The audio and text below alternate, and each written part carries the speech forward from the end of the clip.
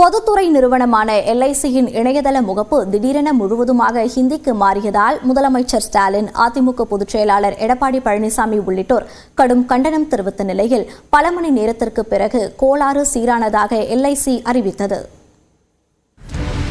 ஆயுள் காப்பீட்டு நிறுவனமான LICயில் பல்வேறு மாநிலங்களைச் சேர்ந்த கோடிக்கணக்கானோர் வாடிக்கையாளர்களாக உள்ளனர். பல லட்சம் முகவர்களும் உள்ளனர். அதன் இணையதளத்தில் பிரீமியம் செலுத்துவது உள்ளிட்ட பல்வேறு வசதிகள் உள்ளன. இந்த நிலையில் ஆங்கிலத்தில் இருந்த LIC இணையதளத்தின் முகப்பு திடீரென ஹிந்திக்கு மாறியது. ஆங்கில பக்கம் ஆப்ஷன் ஆகி போனது. அதுவும் ஆங்கிலம் என்பதும் இந்தியிலேயே இருந்ததால் குழப்பம் ஏற்பட்டது. இதனால் வாடிக்கையாளர்கள், குறிப்பாக இந்தி அல்லாத வேறு மொழி பேசுவோர் கடும் அதிர்ச்சியடைந்தனர். இதனால் அவர்களது வழக்கமான அலுவல் பாதிக்கப்பட்டது. இது அரசியல் களத்திலும் எதிரொலித்தது. இந்தி திணிப்பிற்கான பரப்புரை கருவியாக LIC இணையதளம் இருப்பதாக தனது X பக்கத்தில் கண்டனம் தெரிவித்த முதலமைச்சர் MK ஸ்டாலின், இது இந்தியை திணிக்கும் முயற்சி என சாடினார். இத்தகைய கலாச்சாரம் மற்றும் மொழி திணிப்பு நடவடிக்கை மூலமாக இந்தியாவின் பன்முகத்தன்மையை மத்திய அரசு சிதைத்து வருவதாக குறிப்பிட்ட முதலமைச்சர், அனைத்து மாநில மக்களின் பங்களிப்புடன் இயங்கி வரும் LIC நிறுவனத்திற்கு பெரும்பான்மை மக்களுக்கு எதிராக செயல்பட எப்படி தைரியம் வந்தது எனவும் வினவினார்.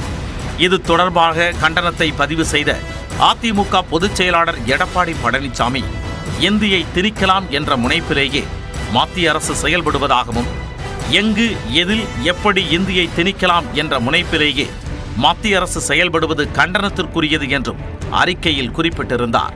மொழி, பண்பாடு, அமைப்பு, அரசியல் என எல்லாவற்றிலும் பன்முகத்தன்மை கொண்ட இந்தியாவில் ஒற்றுமைத்தன்மையை திணிப்பது நாட்டின் சமநிலையை பாதிக்கும் செயல் என்றும் அது ஏற்புடையது அல்ல என்றும் காட்டமாக விமர்சித்தார். அனைத்து மக்களும் பயன்படுத்தும் வகையில் இணையதளத்தின் இயல்பு நிலை மொழியை ஆங்கிலத்திற்கு மாற்ற வேண்டும் என்றும் மத்திய அரசுக்கு எடப்பாடி பழனிசாமி கோரிக்கை விடுத்துள்ளார். LIC இணையதள பிரச்சினை தொடர்பாக நிதியமைச்சர் நிர்மலா சீதாராமனுக்கு கடிதம் எழுதிய கனிமொழி MP, இந்தி பேசாத மக்கள் LIC காப்பீடு குறித்து அறியவும் பயன்படுத்தவும் மிகுந்த சிக்கல் ஏற்பட்டதாக குறிப்பிட்டிருந்தார். LIC இணையதளத்தில் ஆங்கிலத்தை தேர்வு செய்தாலும் பலருக்கு வலைத்தளம் தொடர்ந்து இந்தியிலேயே இயங்குவதாக குற்றச்சாட்டு எழுந்துள்ளதாகவும் கூறியிருந்தார். நமது நாட்டின் பன்முகத்தன்மையை உணர்ந்து அரசு நிறுவனங்கள் அதன் இணையதளங்களையும் சேவைகளையும் அனைவருக்கும் கிடைப்பதை உறுதி செய்ய வேண்டும் எனவும், இது தொடர்பாக LICக்கு அறிவுறுத்த வேண்டும் என்றும் கனிமொழி வலியுறுத்தியுள்ளார். இதேபோல் மதிமுக பொதுச் செயலாளர் வைகோ, முன்னாள் முதல்வர் O பன்னீர்செல்வம் ஆகியோரும் கண்டனம் தெரிவித்திருந்தனர்.